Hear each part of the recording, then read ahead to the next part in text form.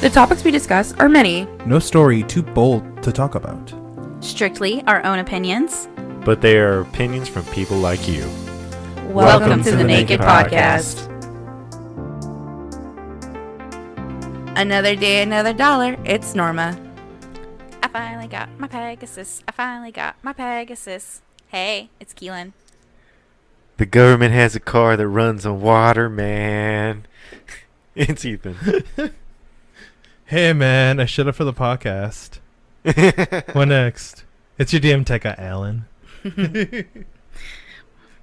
I tried my best to really feel my Tommy Chong. Didn't really come out. Yeah, the second you said you were going to be Tommy Chong, I had to, I had to channel some high. Yeah, I love Hyde. He was a great character. But you know what else is great? Tacos, coffees, and sporting small creator. Tacos, coffee, sporting.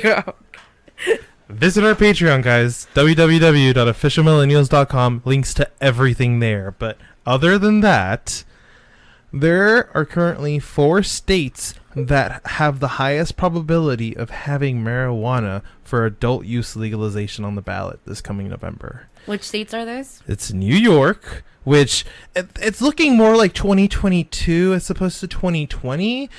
Florida, there is a coalition going on down there. It's Make It Legal Florida campaign. They're trying to push for 2022 because it was postponed this past February, but it may still be on the ballot if anything changes.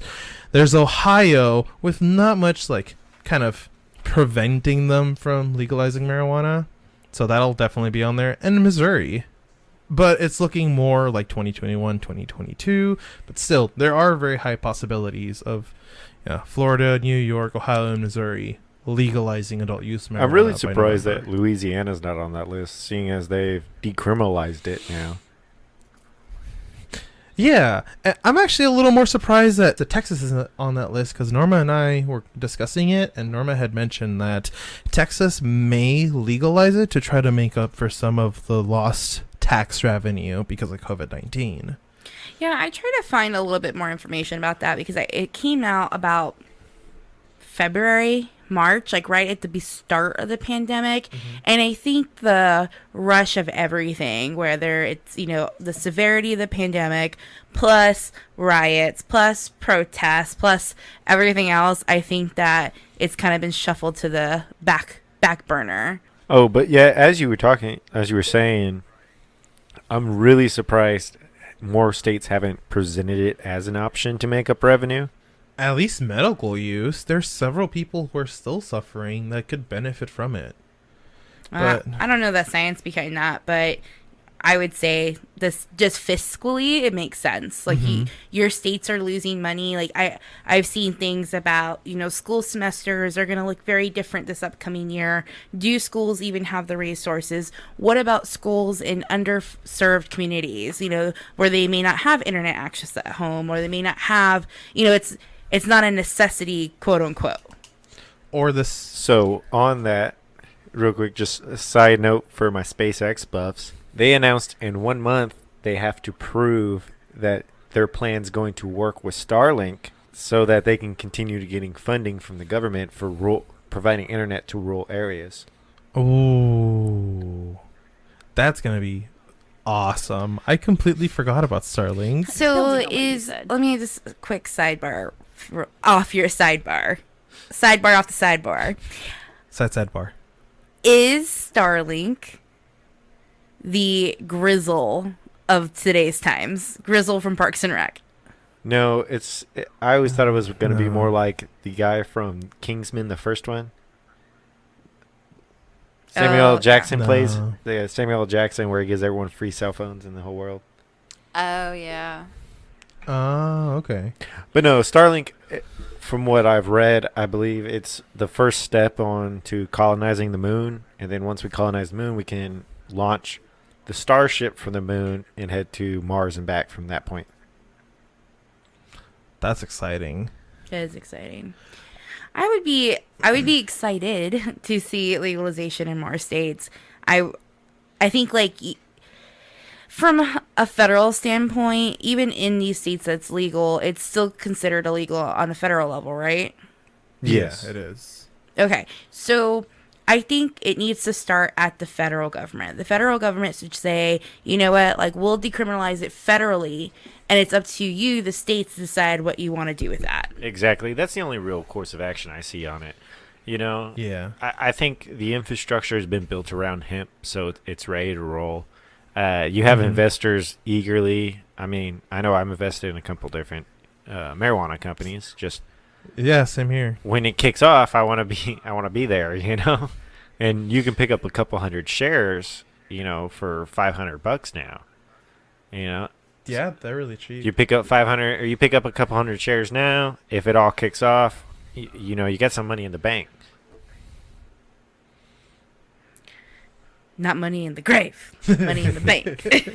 When I die, put it in remember the grave. Right when the pandemic started, there were tons of people going and stocking up at their local dispensaries, and then haven't they even stayed open throughout this entire pandemic because they've been deemed Essential, yeah. They were Actually- classified the same as liquor stores in like California and Colorado.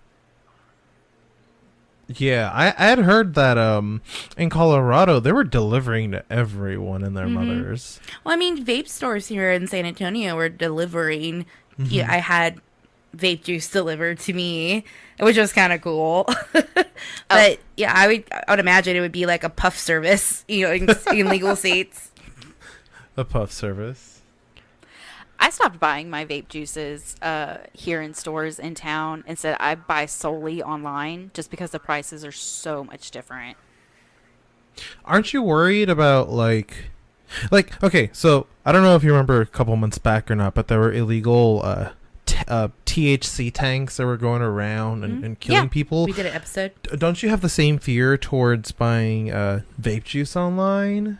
I mean, she No. buys the exact same brand she does in store, and she buys from reputable companies. It's not. I always do a little bit of research on the company to see where they're based, who they do their orders from. There's probably only about 3 places I really solely trust. I think one's in Florida, one's in Canada, and one's in California. That's pretty cool. But it's literally the same juice off the shelf, and it's like $5 cheaper.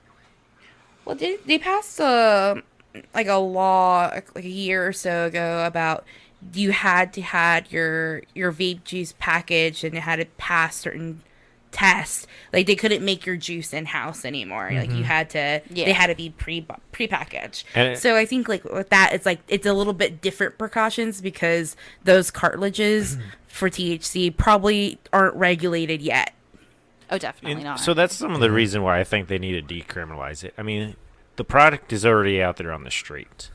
I would feel much safer knowing that there's some kind of oversight on it. Yeah.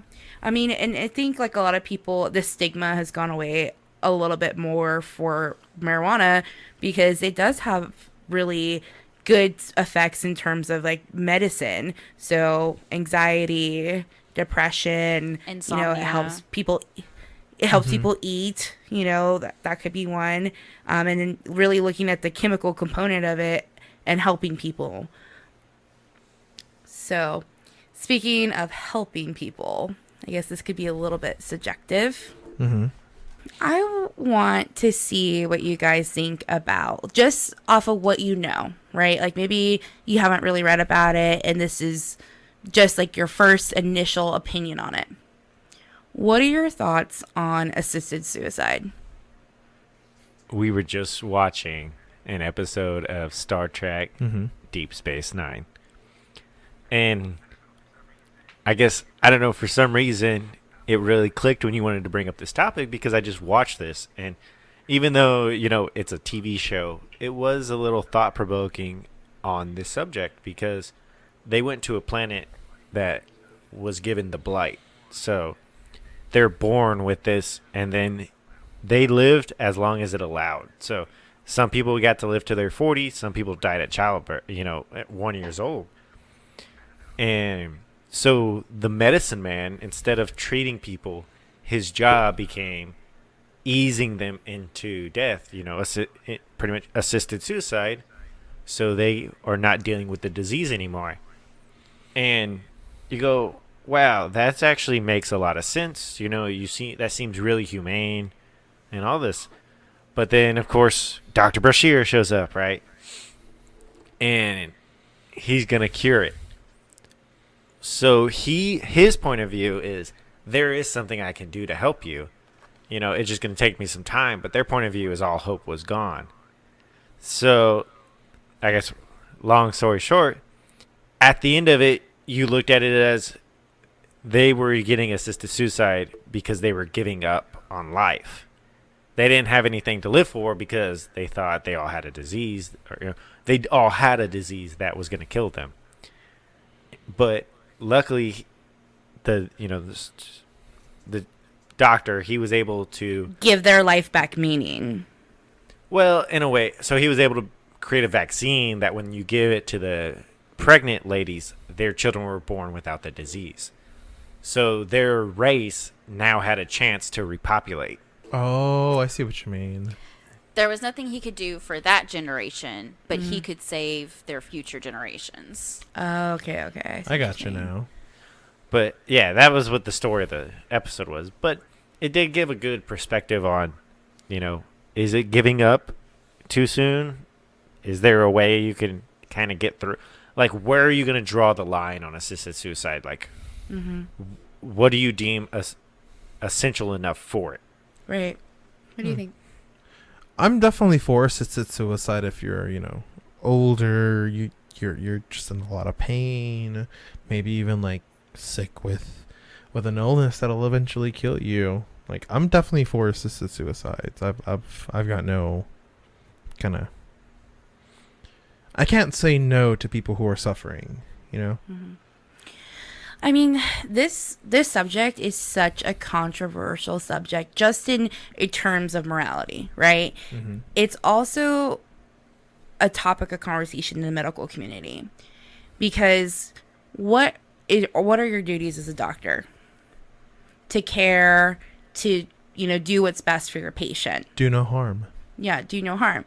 But they also have to respect patient autonomy. So what do they want to do with their life, and will you respect their wishes? So before really researching this topic, my first thought, and I still have to say, I still have this to an extent, is that if somebody is dying of a very terrible disease and they want to die with dignity, who am I to deny that right to them? Right?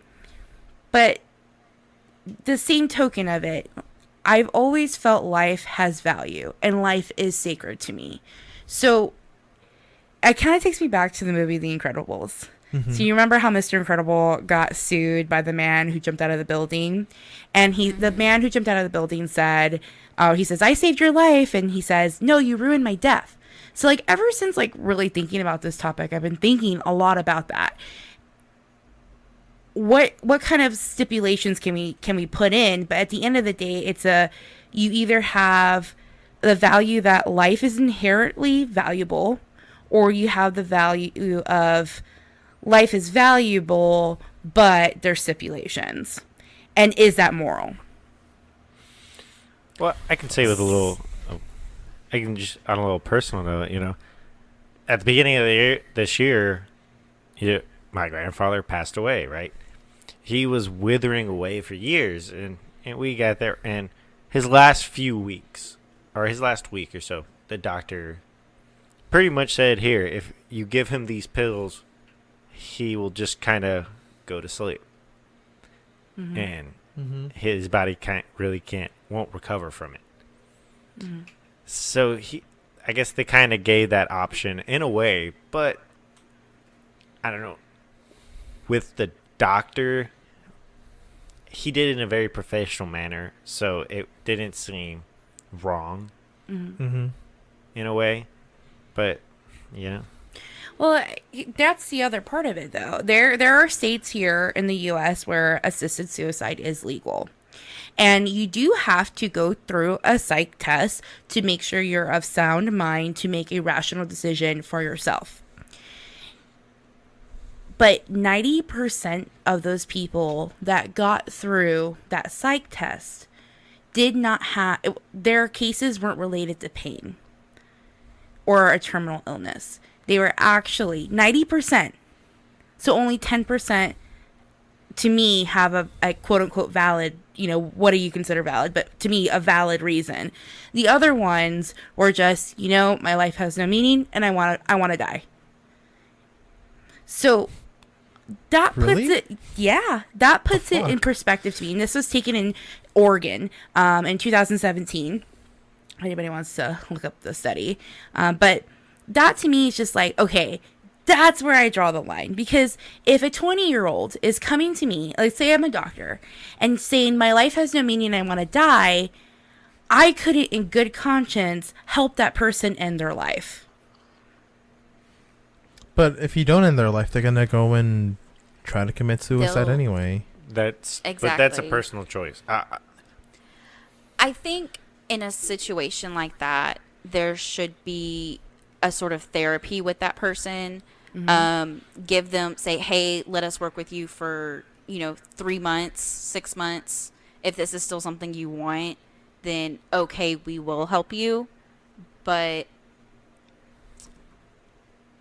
it would show that they're working with the patient, and the patient shows any attempt. Because if somebody has made up their mind, you can't change it. They will find a way. And that was the other side of the argument is who are you to decide for that person? If you're talking about patient autonomy, what they want and what their wishes are, who are you to decide? And there's different ways where they implement these procedures. So they have, some type of potassium chloride, injection. They have these pills. They have like another form of like an injection. But the problem with this is that it doesn't guarantee a quick and painless death.